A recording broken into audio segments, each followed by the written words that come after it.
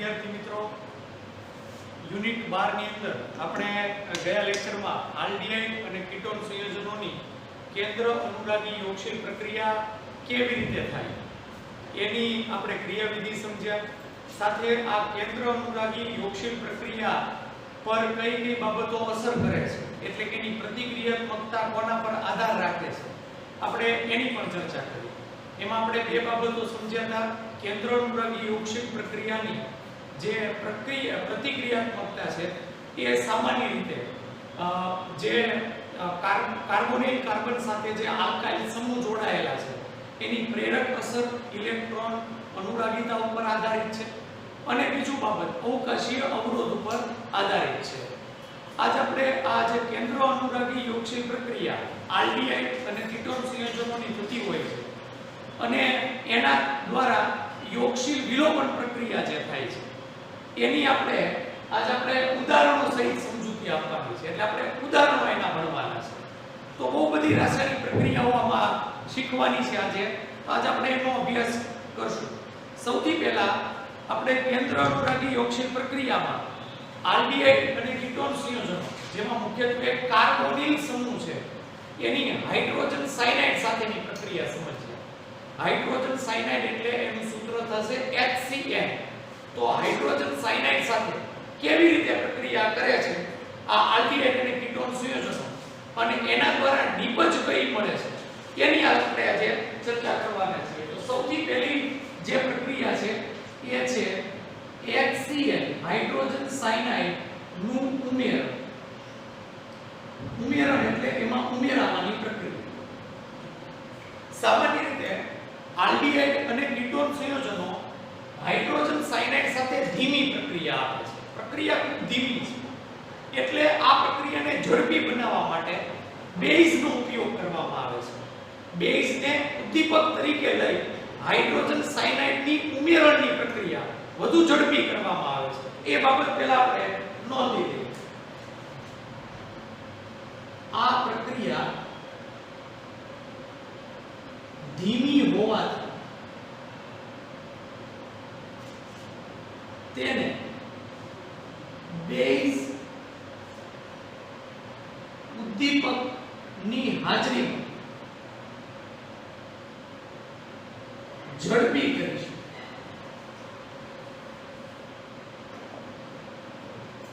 તો સૌપ્રથમ તો જે હાઇડ્રોજન સાયનાઇડ આપણે લીધેલો છે HCN હાઇડ્રોજન સાયનાઇડ બેઝ એટલે OH- આયન ની હાજરીમાં એને ઉદ્દીપિત કરવામાં આવે તો થશે શું? આ હાઇડ્રોજન સાયનાઇડ માંથી H+ અને બેઝ માંથી OH-, H અને OH એકબીજા સાથે જોડાય H2O સ્વરૂપે દૂર થઈ જશે. બાકી બીજું હવે આ Cn- આયન હાઇડ્રોજન અને કાર્બન વચ્ચે જે સહસંયોજક બંધ હોય છે એ બંધના બંને ઇલેક્ટ્રોન કાર્બન લઈને છૂટો પડી જાય છે, એટલે કે Cn- આયન છૂટો પડે છે. આ જે Cn- આયન છે એ પોતે ઋણ વીજભારિત છે અને વધારાના ઇલેક્ટ્રોન યુગ્મ ધરાવે છે. જો વધારાના ઇલેક્ટ્રોન યુગ્મ પણ આપણે દર્શાવીએ એટલે એને કેન્દ્ર તરફ અનુરાગ હોય છે, ધન વીજભાર તરફ અનુરાગ હોય છે. તો જે Cn- આયન આપણને મળ્યો એ અહીંયા આગળ મળતો કેન્દ્ર અનુરાગી પ્રક્રિયા. તો એના થકી જ આ પ્રક્રિયા થાય છે. તો આમ આ રીતે આ કેન્દ્ર અનુરાગી પ્રક્રિયા અહીંયા આગળ હાઇડ્રોજન સાયનાઇડ માંથી છૂટો પડે. એ છૂટો પાડવા માટે પ્રક્રિયાને ઝડપી બનાવવા માટે અહીંયા બેઝનો ઉપયોગ કરવામાં આવે છે. હવે કઈ રીતે પ્રક્રિયા થાય ને નિપજ કેવી મળે આપણે એની ચર્ચા કરીએ. આલ્ડીહાઇડ અને કીટોન સંયોજનો બંને એક સમાન રીતે હાઇડ્રોજન સાયનાઇડ સાથે પ્રક્રિયા કરે છે. એટલે આપણે એ બંનેની સમાન પ્રક્રિયા સમજવા માટે બંનેમાં જે કોમન વસ્તુ છે આલ્ડીહાઇડ અને કીટોનમાં કોમન વસ્તુ છે કાર્બોનિલ સમૂહ. તો કાર્બોનિલ સમૂહ સાથેની પ્રક્રિયા બનશે.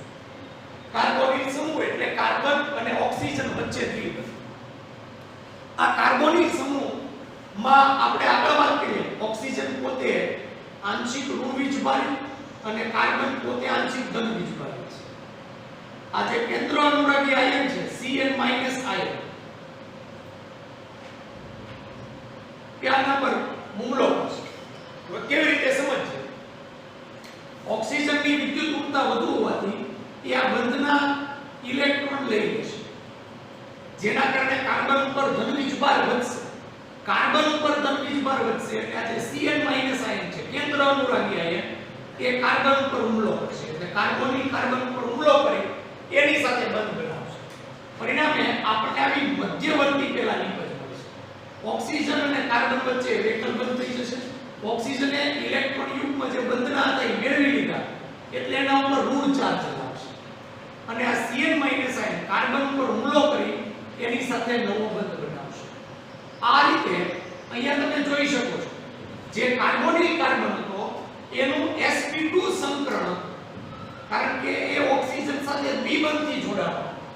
જ્યારે હવે જે આપણને આ મધ્યવર્તી નિપજ મળી એમાં એ કાર્બન sp3 સંકરણમાં આવ્યો, કારણ કે બધા જ બંધ એક જ બંધ છે. sp3 સંકરણ એટલે અણુનો આકાર સમચતુષ્ફલકીય થાય. તો આપણે અહીંયા જે મધ્યવર્તી નિપજ મળી એ સમચતુષ્ફલકીય આકારવાળી મળી, એટલા માટે આપણે આને કહેશું સમચતુષ્ફલકીય મધ્યવર્તી. આપણને સંયોજન મળ્યું છે. ઓકે, આ જે સમચતુષ્ફલકીય મધ્યવર્તી સંયોજન છે એ હવે પ્રોટોન સાથે પ્રક્રિયા કરશે. બધી જ પ્રક્રિયા પ્રતિવર્તી છે એટલે આપણે આ પ્રમાણે જેને દર્શાવો, પ્રોટોનની હાજરીમાં પ્રક્રિયા કરે છે. પ્રોટોન એટલે H+ આયન. પ્રોટોન પોતે H+ આયન, આ O- આયન છે, એની સાથે જોડાઈને આપણને આ પ્રકારની નિપજ આવશે. અહીંયા આગળ થઈ જશે OH અને આ Cn તો હતું જ. આ જે આપણને નિપજ મળી એ નિપજને આપણે બોલશું સાયનોહાઇડ્રીન નિપજ. તો આ રીતે આપણે જ્યારે આલ્ડીહાઇડ કે કીટોન સંયોજનની હાઇડ્રોજન સાયનાઇડ સાથે પ્રક્રિયા કરશું ત્યારે આપણને સાયનોહાઇડ્રીન પ્રકારની નિપજ મળે છે. તો આ આપણે વાત કરી હાઇડ્રોજન સાયનાઇડના ઉમેરણથી સાયનોહાઇડ્રીન પ્રકારની નિપજ મળે. આ નિપજની ઉપયોગિતા અહીંયા આગળ જે સાયનોહાઇડ્રીન નિપજ મળે છે એ નિપજ પોતે કઈ ઉપયોગી નથી, પણ એ અન્ય કેટલાક સંયોજનો બનાવવા માટે ખૂબ જ ઉપયોગી પદાર્થ છે. એટલે સાયનોહાઇડ્રીન નિપજ જે આપણને મળે એ કેટલાક સંશ્લેષિત સંયોજનો બનાવવા માટે મધ્યવર્તી તરીકે વર્તે છે. ઉપયોગિતા સંશ્લેષિત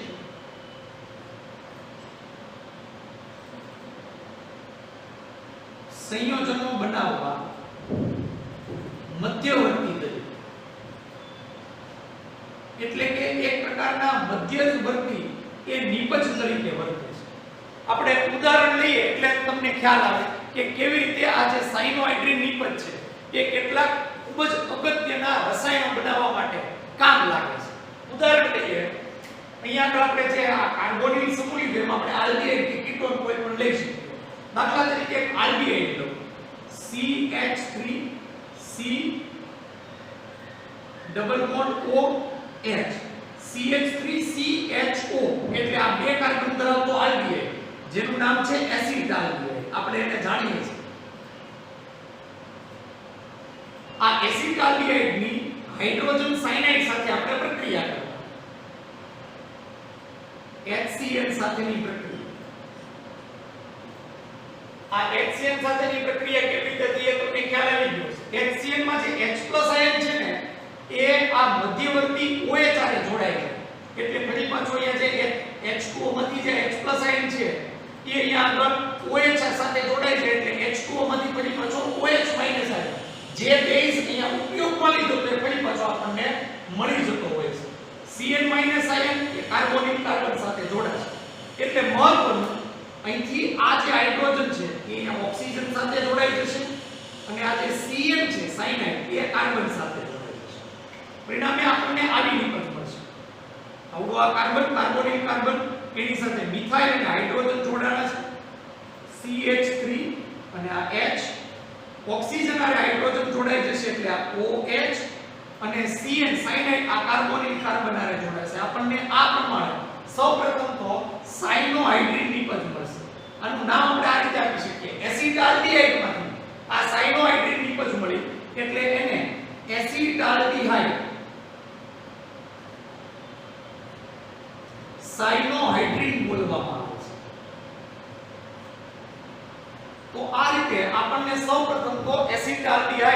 સાયનોહાઇડ્રિન નિપજ મળે છે. આની ક્રિયાવિધિ મેં અહીંયા દર્શાવેલી છે અને અહીંયા મેં ક્રિયાવિધિ ના જે બે સ્ટેપ છે એક મેં લખ્યા નથી, સીધી રાસાયણિક પ્રક્રિયા લખી નાખી છે કે હાઇડ્રોજન સાયનાઇડમાં જે હાઇડ્રોજન છે એ ઓક્સિજન હારે જોડાય અને સાયનાઇડ છે સાયનાઇડ એ આ કાર્બન હારે જોડાય અને આપણને સાયનોહાઇડ્રિન નિપજ મળે. ઓકે, બેઝની હાજરીમાં પ્રક્રિયા થાય છે એટલે આપણે અહીંયા આગળ OH- આયન પણ લખી છે. હવે આગળ જે આપણને આ સાયનોહાઇડ્રિન એસિટાલ્ડિહાઇડ સાયનોહાઇડ્રિન નિપજ મળી એ એસિટાલ્ડિહાઇડ સાયનોહાઇડ્રિન નિપજનું જળ વિભાજન કરવાનું. જળ વિભાજનમાં આપણે બે પાણીના અણુ અથવા બે પાણીના મોલ લેશું 2H2. બરોબર સમજો. આમાંથી આ 2H2O માંથી 3 હાઇડ્રોજન આ 4 હાઇડ્રોજનના પરમાણુ છે એમાંથી 3 હાઇડ્રોજન અને અહીંથી એક નાઇટ્રોજન -NH3 સ્વરૂપે દૂર થઈ જશે NH3 સ્વરૂપ. હવે શું મળ્યું? 4 માંથી 3 હાઇડ્રોજન દૂર થઈ ગયા એટલે હવે વધ્યો અહીંયા આગળ એક હાઇડ્રોજન અને બે ઓક્સિજન. ઓક્સિજનના બે પરમાણુ. તો આ એક હાઇડ્રોજન અને આ બે ઓક્સિજનના પરમાણુ એ અહીંયા આગળ નાઇટ્રોજન દૂર થયો એ કાર્બન હારે જોડાય છે. હવે નિપજ કેવી બનશે જોજો. આ કાર્બન હારે એક મિથાઇલ અને એક હાઇડ્રોજન જોડાયેલો છે લખી નાખું CH3 પછી આ CH આ કાર્બન હારે હાઇડ્રોજન જોડાયેલો છે એની સાથે OH છે એટલે અહીંયા લખી નાખીએ OH અને અહીંયા આગળ જે કાર્બન છે એની સાથે બે ઓક્સિજન ને એક હાઇડ્રોજન જોડાણો COOH આપણને નિપજ મળે છે. આ નિપજ નું નામ છે લેક્ટિક એસિડ. તો આ રીતે આપણને જે અહીંયા નિપજ મળે છે એ લેક્ટિક એસિડ નિપજ મળે છે જે ખૂબ જ અગત્યનો પદાર્થ છે. તો આ રીતે એસિટાલ્ડિહાઇડની હાઇડ્રોજન સાયનાઇડ સાથે પ્રક્રિયા કરી એટલે પહેલા આપણને એસિટાલ્ડિહાઇડ સાયનોહાઇડ્રિન પ્રકારની નિપજ મળે છે જેનો ઉપયોગ લેક્ટિક એસિડની બનાવટ માટે કરવામાં આવે છે. અને લેક્ટિક એસિડ એ ખૂબ જ અગત્યનો પદાર્થ છે. એમાંથી અલગ અલગ જાતની આપણે ડ્રગ્સ એટલે કે દવાઓ બનાવી શકીએ અને બીજી પણ ઘણી બધી રીતે આપણને ઉપયોગમાં આવે એવો પદાર્થ આ કરો. તો આ આપણે વાત કરી હાઇડ્રોજન સાયનાઇડનું ઉમેરણ. જ્યારે આપણે આલ્ડિહાઇડ કે કીટોન સંયોજનની હાઇડ્રોજન સાયનાઇડ સાથે કેન્દ્ર અનુરાગી યોગશીલ પ્રક્રિયા કરીએ એટલે આપણને મહત્વની બાબત પહેલા સાયનોહાઇડ્રિન નિપજ મળે જેની અમે આગળ ઉપયોગિતા લખેલી છે. આ ઉપયોગિતા ટેક્સ્ટ બુકમાં આપેલી નથી એટલે એક્સ્ટ્રા બાબત JEE નીટ માટે તમે આ ઉપયોગિતા છે એ તૈયાર કરી શકો છો. એટલે આ એક મહત્વની બાબત તમે તમારી નોટબુકમાં નોંધી લેશો કે ટેક્સ્ટ બુક અથવા મટીરીયલમાં નથી. હવે આગળ વાત કરીએ એના પછીની પ્રક્રિયા.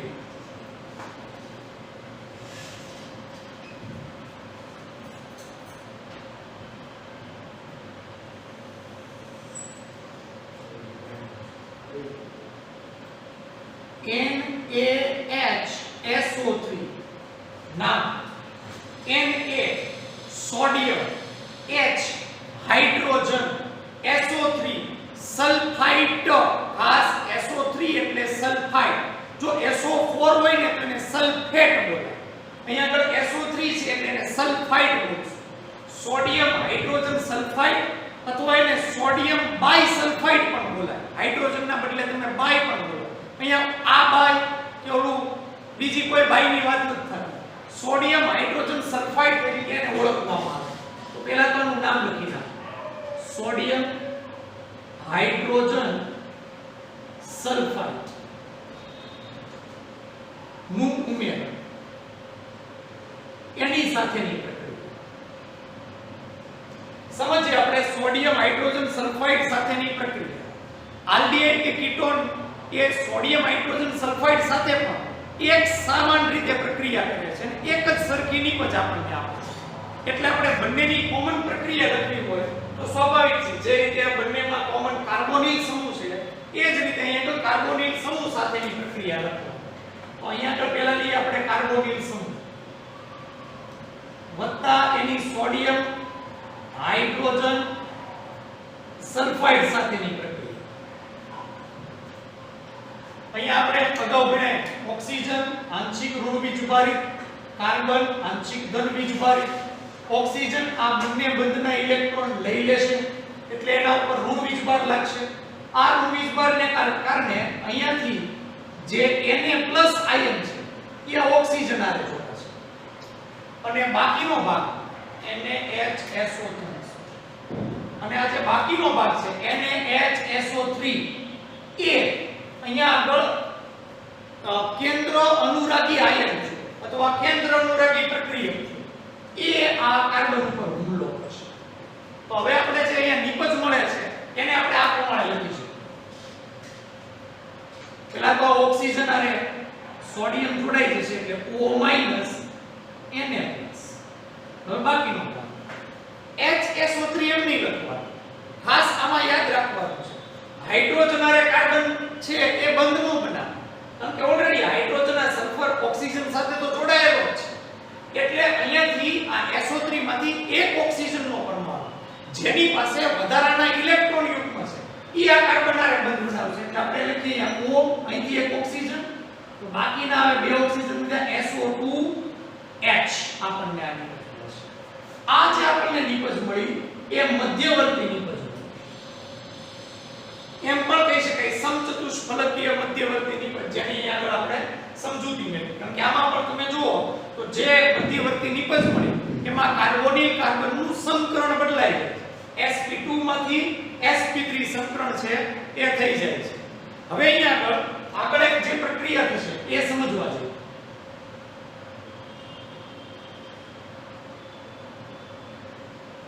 આગળની પ્રક્રિયા અહીંયા આગળ આપણે H+ આયન ઉમેર્યો કે આ HCl અથવા આપણે H2O માંથી પણ કહી શકીએ. જ્યારે અહીંયા આગળ છે ઈ H+ આ જે હાઇડ્રોજન છે એ હાઇડ્રોજન એટલે કે H+ નું સ્થાનાંતર થાય છે. કેવી રીતે સ્થાનાંતર થાય એ સમજવા જેવી બાબત છે. આ H+ છે એ અહીંયા Na+ ની જગ્યાએ જોડાઈ જશે. Na+ છે એ H+ ની જગ્યાએ જોડાઈ જશે. ટૂંકમાં એકબીજામાં એ ટ્રાન્સફર થઈ જશે. સ્થાનાંતરિત થવું એમ પણ કહી શકાય. આપણને આવી નિપજ મળશે. આ ઓક્સિજનની હારે હાઇડ્રોજન જોડાય છે H+ નું સ્થાનાંતર અહીંયા થશે. O SO2 અને આ સોડિયમ છે એ આની હારે જોડાય છે.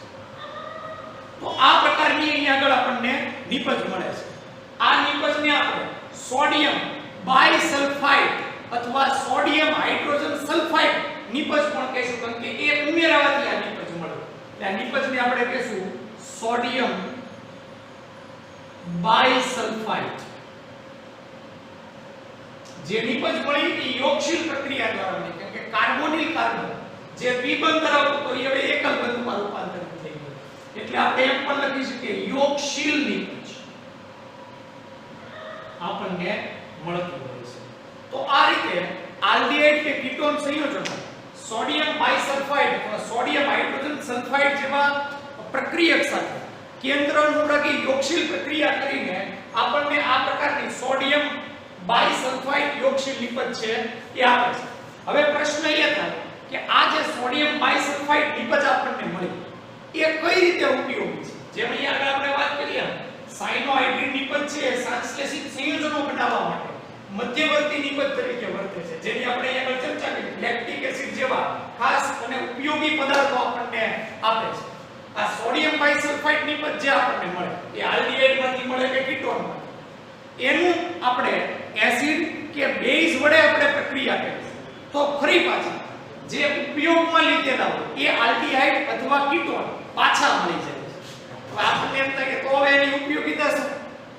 આની જ વસ્તુ આપણને પાછી મળી જવાની હોય તો એની ઉપયોગિતા શું? તો એની ઉપયોગિતા બે પ્રકારની છે. આ સોડિયમ બાયસલ્ફાઇડ જે યોગશીલ પ્રક્રિયા છે એનું આપણે એસિડ અથવા બેઝ સાથે હમણાં હું દર્શાવું પણ ટેક્સ્ટબુકમાં નથી આપેલું પણ હું દર્શાવું એસિડ અથવા બેઝ સાથે પ્રક્રિયા કરી તો આપણને ફરી પાછી આલ્ડીહાઇડ કે કીટોન જે આપણે પહેલા પ્રક્રિયક તરીકે લીધું એ પ્રક્રિયક પાછો મળી જાય છે. બે ફાયદા છે. એક તો એનું શુદ્ધિકરણ કરવા માટે આ ઉપયોગી છે. બાકીની જે બધી અશુદ્ધિઓ છે આ વચ્ચેના સ્ટેપમાં દૂર થઈ જાય એટલે શુદ્ધિકરણ કરવા માટે. બીજું એનું અલગીકરણ માટે અન્ય જો સંયોજનો હોય કે સોડિયમ બાયસલ્ફાઇડ સાથે પ્રક્રિયા આ પ્રમાણે ન કરી શકે એટલે આ રીતે અન્ય સંયોજનો માંથી આનું અલગીકરણ કરવા માટે પણ ઉપયોગી આ પ્રક્રિયા છે. તો આપણે અહીંયા આગળ એની ઉપયોગિતા લખી નાખી.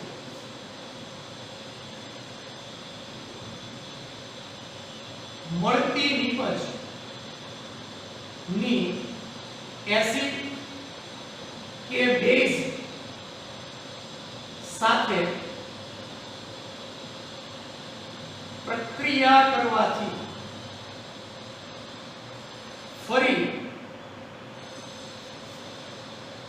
મૂળ પદાર્થ મળે છે. એટલે જે આપણે આલ્ડીહાઇડ કે કીટોન લીધેલો એ ફરી પાછો આપણને મૂળ. તેથી શુદ્ધિકરણ, આલ્ડીહાઇડ કે કીટોનનું શુદ્ધિકરણ અને અલગીકરણ માટે આ ઉપયોગી પદાર્થ છે. અલગીકરણ માટે આ ઉપયોગી વસ્તુ આપણે કહી શકીએ. તો આ એની આપણે વાત કરીએ ઉપયોગિતા. આપણે સમજીએ કે કેવી રીતે આ પ્રક્રિયા છે એ થાય છે.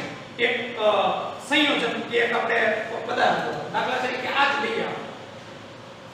જો આનો મૂળ પદાર્થ કાર્બોનિલ સંયોજન છે તો આપણે આ બાયસલ્ફાઇડ નિપજ જે મળે એ લઈએ.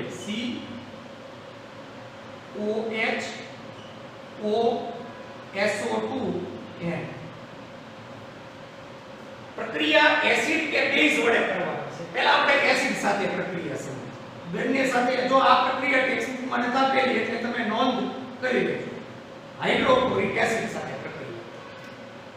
સૌથી પહેલા તો અહીંથી Na અને અહીંથી આ Cl. NaCl ને આપણે દૂર કરી નાખીએ. NaCl વત્તા પછી આ જે S અને O2 વાળો ભાગ છે દૂર થઈ જશે. SO2 સલ્ફર ડાયોક્સાઇડ વત્તા હવે અહીંથી આ OH અને અહીંથી આ H એટલે H2O પાણીનો અણુ દૂર થઈ જશે. હવે શું? તો જો અહીંયા હવે બાકીનો જે ભાગ લીધો એને આપણે લખી નાખીએ. આ કાર્બન અને આ ઓક્સિજન. અહીંથી OH દૂર થઈ ગયો એટલે આ કાર્બનની એક સંયોજકતા ખાલી થઈ. એટલે આ કાર્બન આ ઓક્સિજન સાથે દ્વિબંધથી જોડાશે અને આ પ્રમાણે કાર્બોનિલ સમૂહ આપણને ફરી પાછો મળી જશે જે આપણે મૂળ પદાર્થ તરીકે લીધેલો. તો આ રીતે સોડિયમ બાયસલ્ફાઇડ ઓક્સિલ જે નિપજ મળી એની આપણે એસિડ સાથે પ્રક્રિયા કરીએ તો મૂળ જે આપણે આલ્ડીહાઇડ કે કીટોન લીધો જે કાર્બોનિલ પદાર્થ લીધો એ આપણને પાછો મળી જશે. એ જ રીતે આપણે બેઝ સાથે પણ પ્રક્રિયા સમજીએ તો ખ્યાલ આવે. બેઝ તરીકે આપણે લઈએ NaOH જાણીતો ચૂનો જાણીતો પદાર્થ. કઈ રીતે પ્રક્રિયા થશે જો અહીંથી Na એટલે Na2 અને આ SO3 અને આ ઓક્સિજન બે લેવા. એટલે આ રીતે આપણને પહેલા તો આ Na2SO3 નિપજ મળી ગઈ છે. સોડિયમ સલ્ફાઇડ નિપજ મળી. હવે બાકી શું બન્યું? તો અહીંયા તો જો OH લીધું. આ OH અને અહીંયા આગળથી આ H દૂર થઈ જશે. એટલે H2O પાણીનો અણુ દૂર થઈ જશે. હવે શું વધ્યું? તો આ કાર્બન અને અહીંયા ઓક્સિજન. અહીંથી તો આ આખો પરમાણુ સમૂહ દૂર થઈ ગયો. એટલે આ કાર્બનની એક સંયોજકતા અહીંથી ખાલી થઈ.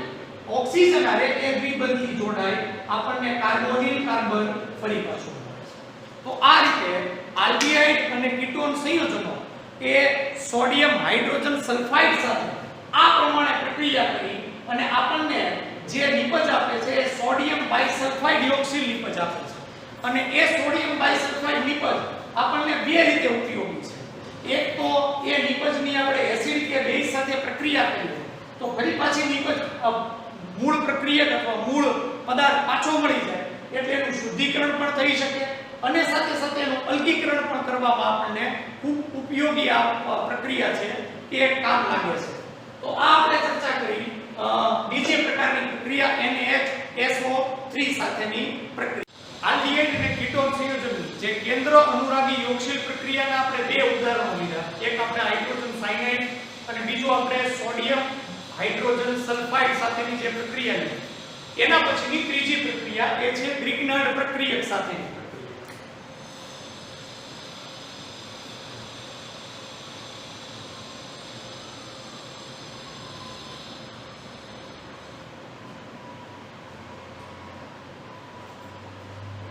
સમજીએ આપણે ગ્રિગ્નાર્ડ પ્રક્રિયક સાથે કેવી રીતે પ્રક્રિયા. ટેક્સ્ટબુક ની અંદર લખેલું છે કે યુનિટ 11 ની અંદર 12મા ધોરણમાં જે યુનિટ 11 એટલે આલ્કોહોલ ફિનોલ ઈથર જે યુનિટ લીધું એની અંદર આ પ્રક્રિયા આપી દે. પણ તમારી બધાની મેમરી છે એ બહુ શાર્પ હોય એટલે હું એને રિપીટ કરાવી દઉં. આપણે બહુ ડિટેલમાં નહીં, થોડું તમને રિવિઝન પેટે સમજાવી દઉં એટલે ખ્યાલ આવે. ટેક્સ્ટ બુક ની અંદર આ બધી પ્રક્રિયાઓ આપણે યુનિટ 11 ની અંદર આ ગ્રીકનાડ પ્રક્રિયા સાથેની શીખી. તો વાત કરીએ કાર્બોનિલ સમૂહ એ ગ્રીકનાડ પ્રક્રિયા સાથે, ગ્રીકનાડ પ્રક્રિયા એટલે RMGX સાથેની પ્રક્રિયા આપણે આગળ સમજ્યા છીએ. સુકો ઈથર એની હાજરીમાં. ઓકે, પ્રક્રિયા કેવી રીતે થાય એ આપણે આગળ સમજાય. ઓક્સિજન પોતે આંશિક ઋણ વીજભારી, કાર્બન પોતે આંશિક ધન વીજભારી. ઓક્સિજન આ બંને ઇલેક્ટ્રોન લઈને લઈ લેશે એટલે એના ઉપર ઋણ વીજભાર લાગશે. અહીંયા આગળ મેગ્નેશિયમ કરતા જે આલ્કાઇલ સમૂહ છે એટલે કે જે કાર્બન છે એની વિદ્યુત ઋણતા વધુ હોય એટલે એ પોતે અહીંયા આગળ ઋણ વીજભારી બને અને આ મેગ્નેશિયમ છે એ પોતે ધન વીજભારી બને. એટલે આ ઋણ વીજભારી આલ્કાઇલ સમૂહ એ કેન્દ્ર અનુરાગી પ્રક્રિયા છે. એના કારણે થઈને એ આ કાર્બન ઉપર હુમલો કરશે અને MgX છે એ અહીં આગળ ઓક્સિજન સાથે જોડાયેલ છે. તો આપણને પહેલા તો આવી મધ્યવર્તી નિપજ મળશે. કાર્બન ઓક્સિજન અને MgX જોડાશે OMgX અને આ કાર્બન સાથે R જોડાયેલ છે. ઓકે, તો આ આપણને મધ્યવર્તી નિપજ મળે. ધારો કે આનું આપણે જળ વિભાજન કહીએ. જળ વિભાજન એટલે એમાં પાણી ઉમેરીને H અને OH જળ વિભાજન. જળ વિભાજન એટલે અહીંથી આ OH અને આ MgX એ દૂર થઈ જશે આ પ્રમાણે MgOHX વત્તા હવે આપણું આ જે હાઇડ્રોજન છે આ ઓક્સિજન આરે જોડાઈ જશે COH અને આ કાર્બન આરે OH એટલે કે આ હાઇડ્રોક્સિલ સમૂહ જોડાણો જેને આપણે નામ આપીએ છીએ આલ્કોહોલ. તો આ રીતે આલ્કોહોલ નિપજ મેળવવા માટે આપણને આ ગ્રીકનાડ પ્રક્રિયક સાથેની પ્રક્રિયા ખૂબ કામ લાગે છે. આમાં ત્રણ બાબતો સમજવા જેવી MCQ માં બહુ અગત્યની, કોમ્પિટિટિવ એક્ઝામ માટે ખૂબ અગત્યની, નીટ અને જેડબલઈ માટે એ યાદ રાખવાનું છે. જો આપણે HCHO એટલે ફોર્માલ્ડિહાઇડ લઈએ અહીંયા કાર્બોનિલ સમૂહ તરીકે તો એમાંથી આપણને પ્રાથમિક આલ્કોહોલ મળે. આ ગ્રીકનાડ પ્રક્રિયક સાથેની પ્રક્રિયા. જો આપણે ફોર્માલ્ડિહાઇડ સિવાયનો અન્ય કોઈ આલ્ડિહાઇડ તો આપણને એના દ્વારા દ્વિતીયક આલ્કોહોલ મળે. અને જો આપણે કીટોન સંયોજન કરીએ તો એના દ્વારા તૃતીયક આલ્કોહોલ મળે.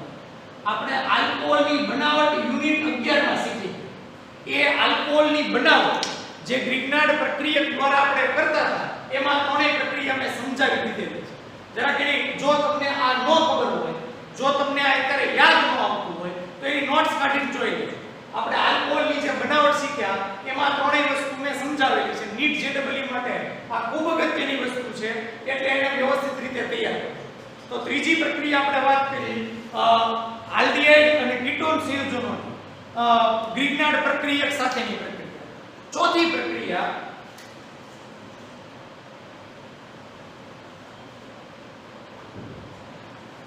એ છે આલ્કોહોલનું ઉમેરણ એટલે આલ્કોહોલ સાથેની પ્રક્રિયા. આલ્કોહોલનું ઉમેરણ IMP પ્રક્રિયા અને વ્યવસ્થિત રીતે તૈયાર કરજો અગત્યની પ્રક્રિયા છે. આલ્ડિહાઇડ કે કીટોન સંયોજનો એ આલ્કોહોલ સાથે જુદી જુદી રીતે પ્રક્રિયા કરે છે. અત્યાર સુધી આપણે જે પ્રક્રિયા ભણ્યા એ આપણે વાત કરી આની પહેલાની જે ત્રણ પ્રક્રિયાઓ જે વાત કરી ગ્રીકનાડ અને એની પહેલાની સોડિયમ બાયસલ્ફાઇડ અને હાઇડ્રોજન સાયનાઇડ સાથેની પ્રક્રિયા એ આલ્ડિહાઇડ અને કીટોન એક સમાન રીતે પ્રક્રિયા આપે છે. પણ આલ્કોહોલનું ઉમેરણ એ આલ્ડિહાઇડ અને કીટોન જુદી જુદી રીતે આપે છે અને એના દ્વારા મળતી નિપજ પણ જુદી જુદી હોય છે. એટલે આપણે અહીંયા આગળ આલ્ડિહાઇડ અને કીટોનની જુદી જુદી રીતે પ્રક્રિયા છે એ સમજીશું. સમજીએ આપણે પહેલા પ્રક્રિયા આલ્ડિહાઇડ અને કીટોન સાથેની. પહેલા આપણે લઈએ કોઈ aldehyde R C double bond O H aldehyde. આલ્કોહોલનું ઉમેરણ એટલે આપણે એમાં આલ્કોહોલ ઉમેરવાનો છે R ડેશ OH આલ્કોહોલ. અહીંયા આ R અને આવું R બે અલગ અલગ પડે એટલે મેં એકને R અને એકને R ડેશ જેવું આપેલું છે. આ જે પ્રક્રિયા છે શુષ્ક હાઇડ્રોજન ક્લોરાઇડ ની હાજરીમાં થાય છે. શુષ્ક HCl હાઇડ્રોક્લોરિક એસિડ નથી. જો HCl ને આપણે પાણીમાં દ્રાવ્ય કરીને લઈએ તો એ હાઇડ્રોક્લોરિક એસિડ છે, દ્રાવણ સ્વરૂપે છે. પણ અહીંયા આગળ આપણે જે HCl એ શુષ્ક લીધું એટલે પાણી વગર આ વાયુ સ્વરૂપે હોય એટલે એને આપણે હાઇડ્રોક્લોરિક એસિડ નહીં કહીએ. એ એક પ્રકારનો હાઇડ્રોજન ક્લોરાઇડ છે. તો શુષ્ક હાઇડ્રોજન ક્લોરાઇડ સાથે ની આ પ્રક્રિયા છે. આ પ્રક્રિયા શુષ્ક હાઇડ્રોજન ક્લોરાઇડ માટે એટલા માટે કરીએ એની હાજરી કારણ કે આ હાઇડ્રોજન ક્લોરાઇડમાં રહેલો H+ આયન એ આ કાર્બોનિલ કાર્બનમાં રહેલા ઓક્સિજન સાથે એ જોડાઈ જાય છે અને એની સાથે સરળતાથી પ્રક્રિયા થાય છે. જેથી આ કાર્બન ઉપર ધન વીજભાર એટલે કેન્દ્ર અનુરાગીતા વધે છે અને સરળતાથી આ જે બાકીનો જે કેન્દ્ર અનુરાગી આયન છે એ આ કાર્બન ઉપર હુમલો કરી શકે. એટલું બધું ડિટેલમાં જવાની જરૂર નથી પણ આપણે પ્રક્રિયાને થોડું વ્યવસ્થિત રીતે સમજીએ. તો પ્રક્રિયામાં અહીંયા આપણે હમણાં ચર્ચા કરી ઓક્સિજન અહીંયા બંને ઇલેક્ટ્રોન લઈ લેશે ઋણ વીજભારિત બનશે અને કાર્બન ધન વીજભારિત બનશે. એ અહીંથી આવતો આ H+ આયન આની હારે જોડાઈ જશે અને OR ડેશ એ આ કાર્બન હારે જોડાઈ જશે એના પર હુમલો કરશે. હવે નિપજ છે આપણને આવી મળશે R પછી આ કાર્બોનિલ કાર્બન ઓક્સિજન હારે અહીં હાઇડ્રોજન જોડાઈ ગયો એટલે આને આપણે લખી નાખીએ OH. આ કાર્બન સાથે હાઇડ્રોજન પણ છે એટલે અહીંયા CH લખીએ અને આ કાર્બોનિલ કાર્બન સાથે OR ડેશ જોડાઈ જશે OR આની R પછી આ કાર્બન અહીંયા મેં જોડાયેલો છે એની સાથે આ હાઇડ્રોજન જોડાયેલો છે અને એમ નંબર ઓક્સિજન હારે અહીંથી H જોડાય એટલે OH માં રૂપાંતર પામે અને OR ડેશ માઈનસ આયન સ્વરૂપે છૂટો પડે એટલે OR ડેશ કેન્દ્ર અનુરાગી પ્રક્રિયા ઈ કાર્બન ઉપર હુમલો કરી એના સાથે બંધ થાય. આ જે નિપજ મળી એને હેમી એસિટાલ નિપજ કહેવામાં આવે છે. Hemi acetal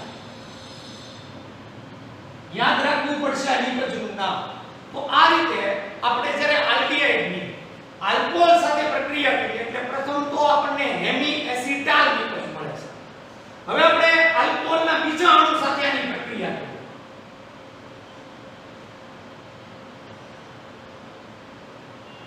R dash OH બીજા અણુ સાથે તો હવે પ્રક્રિયા કેવી રીતે થશે સમજો.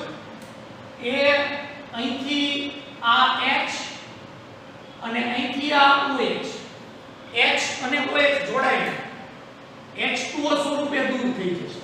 હવે જો આ OR ડેશ તો OR ડેશ છે અહીંયા OH જે દૂર થયો ત્યાં જોડાય છે એટલે આપણને આવી નિપજ મળશે R CH અહીંયા કાર્બન સાથે OR ડેશ અને બીજો OR ડેશ આવી નિપજ થશે. આને બોલવામાં આવે એસિટાલ. અહીંયા ટાલ નથી પણ બોલાય એસિટાલ.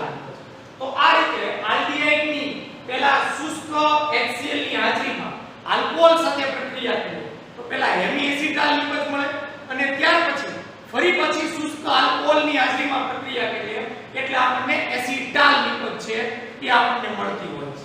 તો આલ્ડીહાઇડ સાથેની પ્રક્રિયા. હવે આપણે વાત કરીએ કીટોન સાથેની પ્રક્રિયા.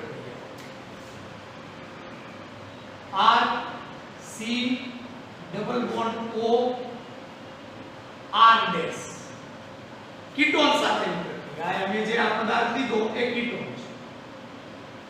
આલ્ડીહાઇડની જેમ કીટોન છે એ અહીંયા જેને આલ્કોહોલ લીધો એમાં એક જ હોય છે એને મોનોહાઇડ્રિક આલ્કોહોલ કહેવાય.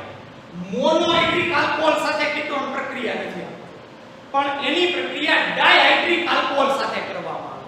ડાયહાઇડ્રિક નો અર્થ બે OH સમૂહ રહેલા હોય તો એને ડાયહાઇડ્રિક આલ્કોહોલ કહેવામાં આવે.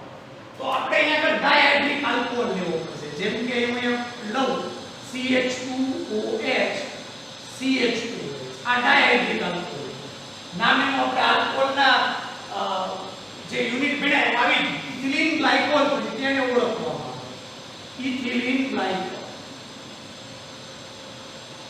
સાથે પ્રક્રિયા કરવામાં આ પ્રક્રિયા કઈ રીતે થાય એ આપણે સમજીએ પ્રક્રિયામાં પહેલા તો અહીંથી આ OH અને અહીંથી આ H -H2O સ્વરૂપે દૂર કરી નાખીએ પાણીમાં આ ઓક્સિજનનો જે પરમાણુ એ બંધના ઇલેક્ટ્રોન કેવી ઋણ વીજભારિત બનશે ને આ કાર્બન પોતે ધન વીજભારિત એટલે પરિણામે R C R ડેશ હવે અહીંયા ઓક્સિજન અરે આ CH2 છે એ બંધ બનાવશે O CH2 અહીંથી OH દૂર થઈ ગયો એટલે CH2 આ ઓક્સિજન આરે બંધ બાકી એની સાથે જે જો આ CH2 જોડાયેલો છે એટલે લખી નાખું CH2 એની સાથે આ ઓક્સિજન જોડાયેલો છે એટલે લખી નાખું ઓક્સિજન ઓક્સિજનમાંથી હાઇડ્રોજન ગયો એટલે એની એક સંયોજકતા ખૂટી અને આ કાર્બન અને ઓક્સિજન વચ્ચેના જે દ્વિબંધ હતા એમાંથી એકલ બંધ થયો એટલે આ કાર્બનની એક સંયોજકતા ખૂટી એટલે એ બંને વચ્ચે પણ બંધ બનશે અહીંયા જે આપણને નિપજ મળે છે એ નિપજ ચક્રીય મળે છે જેને કેટાલ નિપજ તરીકે ઓળખવામાં આવે છે તો આ રીતે આપણને ચક્રીય કેટાલ નિપજ મળે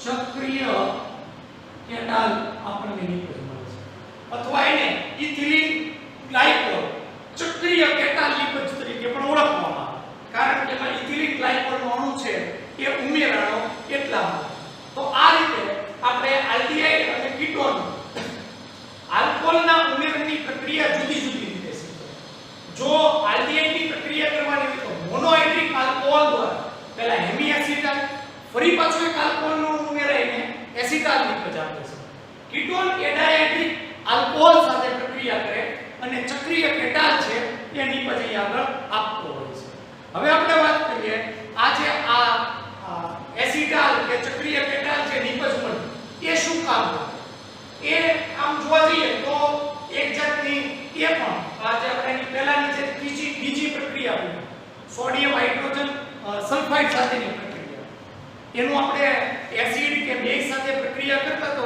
ફરી પાછું મૂળ પદાર્થ મળતો એમ આની એસિટાલ કે જે ચક્રીય કેટાલ નિપજ મળે છે એનું આપણે જળ વિભાજન કરીએ તો ફરી પાછું મૂળ આલ્ડીહાઇડ કીટોન મળે છે એટલે શુદ્ધિકરણ માટે આ પ્રક્રિયા આપણને કામ લાગે ઉપયોગિતા છે એ અહીંયા આગળ લખું છું જેમ કે અહીંયા એસિટાલ છે એ લખી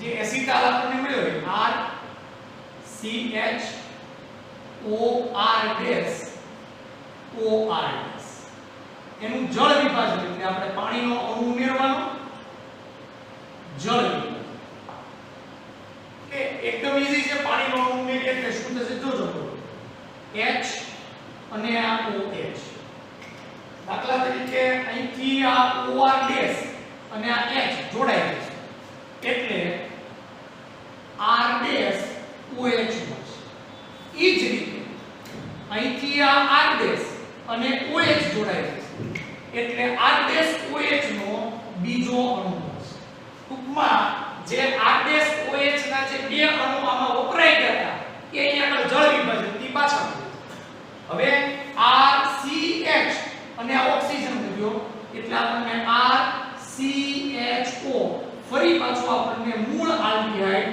પ્રાપ્ત થઈ જાય તો આલ્ડીહાઇડ અને કીટોનની શુદ્ધિકરણ માટેની આ પ્રક્રિયા આપણને કામ લાગે છે આ જે મેં અહીંયા આગળ પ્રક્રિયા લખી એ ટેક્સ્ટ બુકમાં નથી એટલે ખાસ નોંધી લેજો એ પણ તમને નીટ જેડબલી માં કામ લાગે છે તો આજના લેક્ચરમાં આપણે આલ્ડીહાઇડ અને કીટોન સંયોજનોની જે કેન્દ્ર અનુરાગી યોગશીલ પ્રક્રિયા હતી એમાં આપણે ચાર પ્રક્રિયા શીખ્યા જેમાં આપણે પહેલી બે પ્રક્રિયાઓ શીખ્યા એમાં હાઇડ્રોજન સાયનાઇડનું ઉમેરણ સોડિયમ હાઇડ્રોજન સલ્ફાઇડનું ઉમેરણ એની વિજ્ઞાન પ્રક્રિયક સાથે પ્રક્રિયા અને આલ્કોહોલનું ઉમેરણ સાથેની પ્રક્રિયા આપણે સમજ્યા આવતા લેક્ચરમાં એક હજી વધારાની પ્રક્રિયા છે જેની આપણે ડિટેલમાં ચર્ચા